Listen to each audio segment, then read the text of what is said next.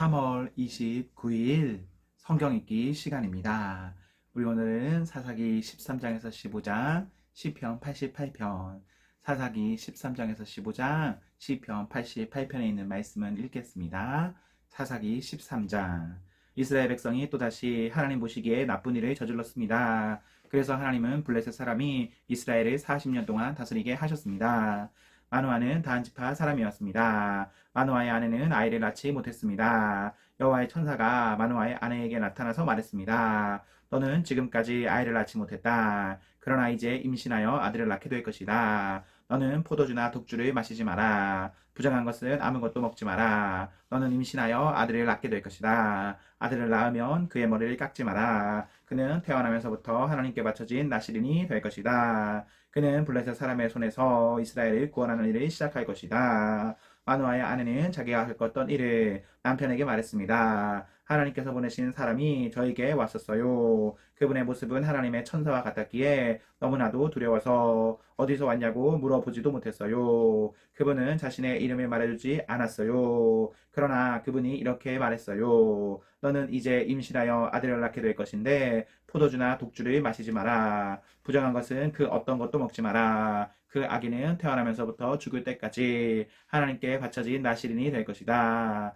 그 말을 듣고 마노아는 여호와께 기도드렸습니다. 주여, 주께서 보내셨던 하나님의 사람이 저희에게 다시 오기를 바랍니다. 그래서 우리에게 태어난 아기에 대해 우리가 어떻게 해야 되는지 가르쳐 주십시오. 하나님께서 마노아의 기도를 들으셨습니다. 하나님의 천사가 마노아의 아내에게 다시 나타났습니다. 그때 마노아의 아내는 들에 앉아 있었습니다. 마노아는 거기에 없었습니다. 그래서 마노아의 아내는 남편에게 달려가서 말했습니다. 그 사람이 왔어요. 전에 저에게 나타났던 사람이 지금 왔어요. 마노아는 일어나서 자기 아내를 따라갔습니다. 마노아는 하나님의 천사에게 다가가 물었습니다. 당신이 제 아내에게 말씀하셨던 그분입니까? 그 사람이 대답했습니다. 그렇다. 마노아가 또 물었습니다. 당신이 말씀하신 일이 일어나면 태어난 아기는 어떻게 살아가야 합니까? 그 아기는 무슨 일을 해야 합니까? 여호와의 천사가 말했습니다. 너의 아내는 내가 전에 말한 모든 것을 지켜야 한다. 포도나무에서 나는 것은 무엇이든 먹지 말아야 하고 포도주나 독주를 마셔도 안 된다. 또 부정한 것은 무엇이든지 먹지 말아야 한다. 너의 아내는 내가 명령한 모든 것을 지켜야 한다.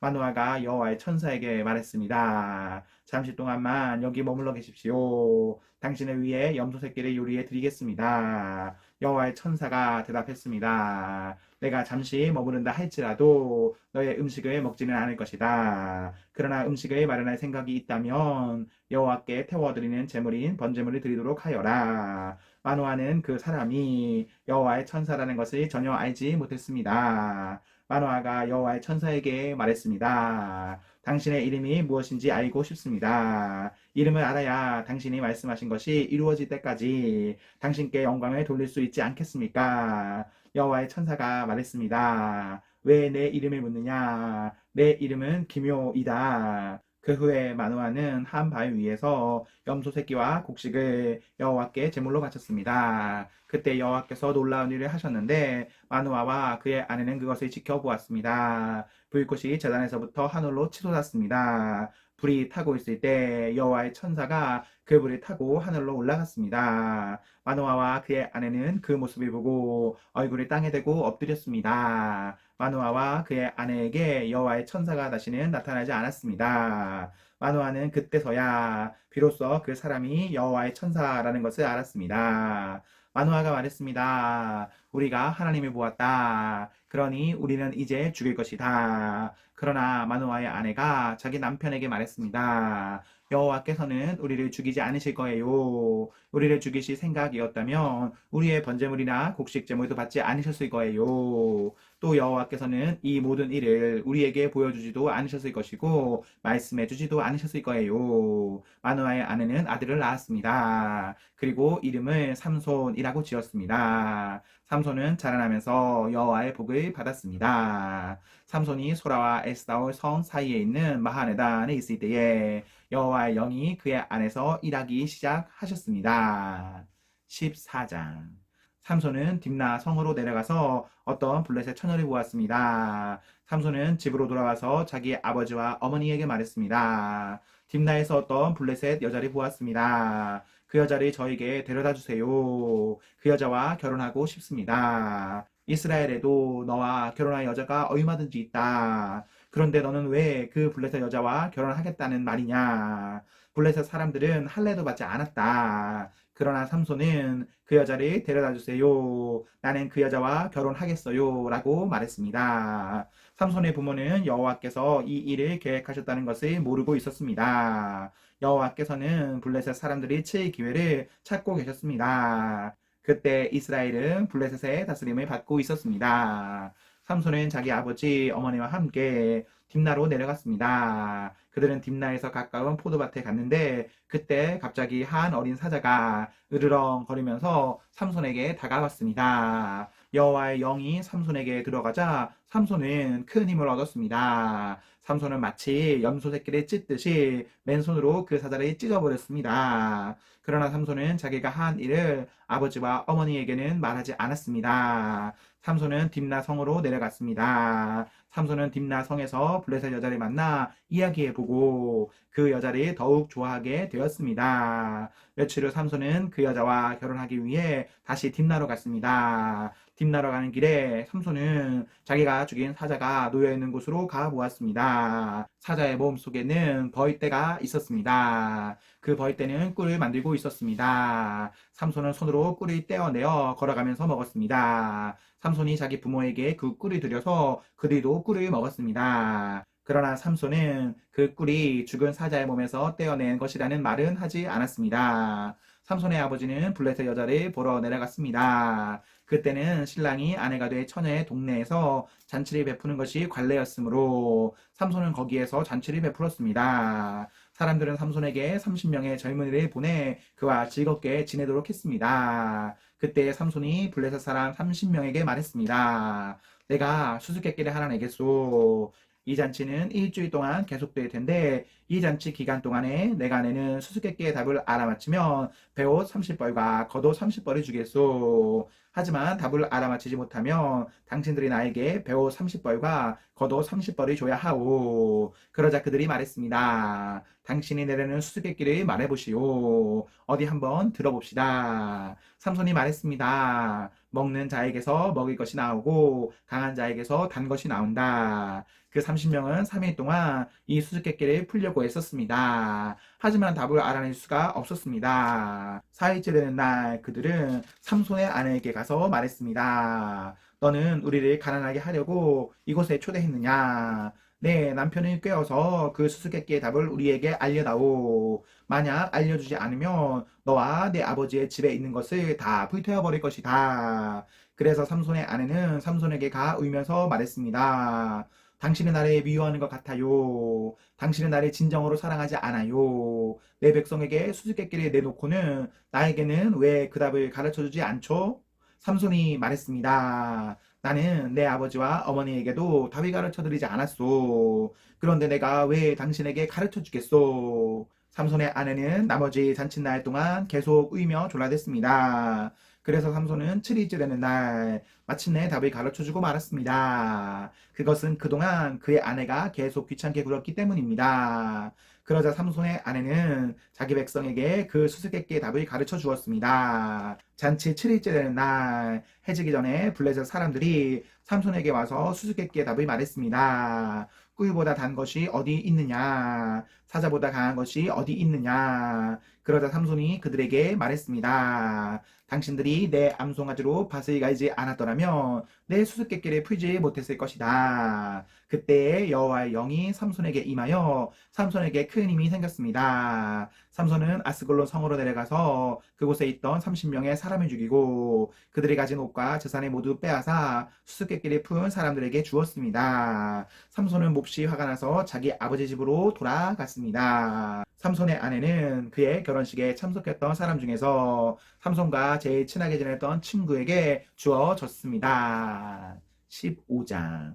미리 거두어들이 무렵 삼손은 새끼 염소를 가지고 자기 아내를 찾아갔습니다. 삼손은 내 아내의 방으로 들어가겠습니다 라고 말했습니다. 그러나 삼손의 장인은 삼손을 못 들어가게 했습니다. 삼손의 장인이 말했습니다. 나는 자네가 내 딸을 미워하는 줄 알았네. 그래서 나는 내 딸을 결혼식에 참석했던 자네 친구에게 주었네. 그 동생은 더 예쁘니 그 애를 데려가게. 그러나 삼손이 장인에게 말했습니다. 이제 내가 블레셋 사람을 해치더라도 나에게는 책임이 없습니다. 삼손은 밖으로 나가서 여우 300마리를 잡아 2마리씩 서로 꼬리를 붙들어 매고는 그 사이에 회를 하나씩 매달았습니다. 그리고 나서 회에 불이 붙인 다음 여우들을 블레셋 사람들의 밭에 풀어놓았습니다. 이렇게 하여 삼손은 블레셋 사람의 배제하는 곡식과 베어놓은 곡식단에 불태워버렸고 포도밭과 올리브 나무들도 불태워버렸습니다. 블레셋 사람들은 누가 이런 짓을 했느냐 하고 서로 물었습니다.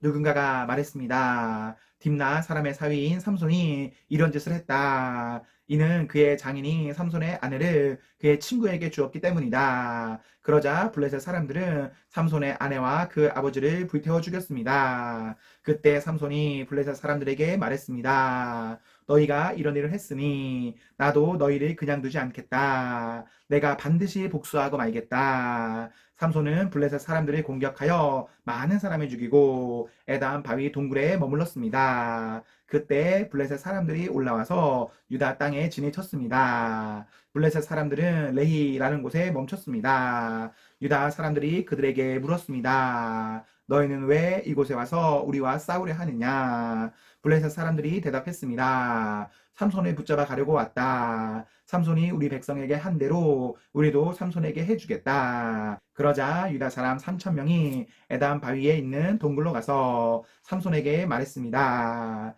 당신은 블레셋 사람들이 우리를 다스리고 있다는 것을 모르고 어찌하여 우리에게 화를 미치게 하였소? 삼손이 대답했습니다. 나는 블레셋 사람들이 나에게 한 일을 블레셋 사람들에게 갚아준 것뿐이요. 그러자 유다 사람들이 삼손에게 말했습니다. 우리는 당신을 묶어서 블레셋 사람들에게 넘겨주겠소. 삼손이 말했습니다. 그렇다면 당신들은 나를 해치지 않겠다고 약속해 주시오. 유다 사람들이 말했습니다. 약속하오. 우리는 단지 당신을 묶어 블레셋 사람들에게 넘겨주기만 하겠소. 당신을 죽이지는 않겠소. 유다 사람들은 삼손의 새 밧줄 2개로 묶은 후 바위 동굴에서 데리고 나왔습니다. 삼손이 레히라는 곳에 이르자 블레셋 사람들이 삼손에게 다가왔습니다. 블레셋 사람들은 기뻐서 소리를 질렀습니다. 그때 여호와의 영이 삼손에게 임하여 삼손에게 큰 힘이 생겼습니다. 그래서 삼손이 묶고 있던 밧줄이 마치 불에 탄 실처럼 약해져서 삼손의 손에서 떨어져 나갔습니다. 삼손은 죽은 지 얼마 되지 않은 나귀의 턱뼈를 주워들고 1,000명이나 되는 사람을 죽였습니다. 그때 삼손이 말했습니다. 나귀의 턱뼈 하나로 무더기에 무더기를 쌓았네. 나귀의 턱뼈 하나로 1,000명이나 죽였네. 삼손은 이 말을 한 후에 턱뼈를 던져버렸습니다. 그래서 그곳은 라말레히라고 불리게 되었습니다. 삼손이 매우 목이 말라 여호와께 부르짖었습니다. 나는 여호와의 종입니다. 여호와께서는 저에게 이렇게 큰 승리를 주셨는데 제가 이제 목말라 죽어야 합니까? 할례 받지 않은 백성에게 사로잡혀야 합니까? 그때 하나님은 레히 땅의 한 곳에 구멍을 내시고 물을 주셨습니다. 삼손은 그 물을 마시고 다시 기운을 차렸습니다. 그래서 삼손은 그 샘의 이름을 에나고레라고 지었습니다. 그 샘은 지금까지도 레히에 있습니다. 이처럼 삼손은 20년 동안 이스라엘의 사사로 있었습니다. 그때는 블레셋 사람들이 다스리던 시대였습니다. 시편 88편. 여호와여, 나를 구원하시는 하나님이여, 내가 밤낮으로 주께 부르짖습니다. 내 기도가 주 앞에 이르기를 바랍니다. 내 부르짖음에 귀를 기울여 주소서. 내 영혼이 괴로움으로 심히 지쳐 내가 거의 죽을 지경에 이르렀습니다. 사람들도 내가 곧 죽게 되었다고 생각합니다. 나는 아무 힘이 없는 사람같이 되었습니다. 사람들은 나를 죽은 사람처럼 취급합니다. 무덤에 묻힌 사람처럼 쳐다봅니다. 주께서 더 이상 기억하지도 않는 자가 되었습니다. 더 이상 주의 보호를 받지 못하는 자가 되었습니다. 주께서 나를 깊은 구렁 속에 쳐 넣었습니다. 가장 어둡고 음침한 곳에 던져 넣었습니다. 주의 분노가 나를 짓누르며 주의 파도가 나를 덮쳐 괴롭게 합니다. 주께서 내 친구들을 내게서 떼어 놓으시니 그들이 나를 싫어합니다. 내가 덫에 걸려 갇힌 몸이 되었습니다. 내 눈이 눈물에 젖어 흐려졌습니다. 오 여호와여, 내가 매일같이 주께 부르짖었습니다. 내가 주를 향해 손에 들고 간구합니다. 죽은 자에게 주의 기적을 보이시겠습니까? 죽은 자들이 일어나 주를 찬송할 수 있겠습니까? 무덤 속에서 주의 사랑을 어떻게 외치겠습니까? 죽은 자가 주의 신실하심을 어떻게 알리겠습니까? 주의 기적이 무덤 속에서 알려지겠습니까? 주의 신실하심이 잊혀진 땅에서 드러나겠습니까? 여호와여, 내가 주께 부르짖으며 도움을 청합니다. 아침마다 주께 기도를 드립니다. 여호와여, 어찌하여 나를 버리십니까? 어찌하여 내게서 숨으십니까? 어려서부터 나는 약하여 여러 번 죽을 뻔하였습니다. 주가 무서워 앞이 캄캄합니다. 주의 분노가 나를 휩쓸고 주의 두려움에 내가 죽을 것 같습니다. 매일같이 주의 분노가 홍수처럼 내게 밀어닥쳐 나를 덮쳤습니다. 주께서 나의 사랑하는 사람들과 친구들이 다 앗아가시니 어둠만이 나의 가까운 친구가 되었습니다. 아멘, 아멘. 네, 우리 오늘 말씀을 모두 읽었습니다. 우리 오늘 하루도 하나님과 사랑 앞에서 행복하십시오. 성령 충만하십시오. 안녕.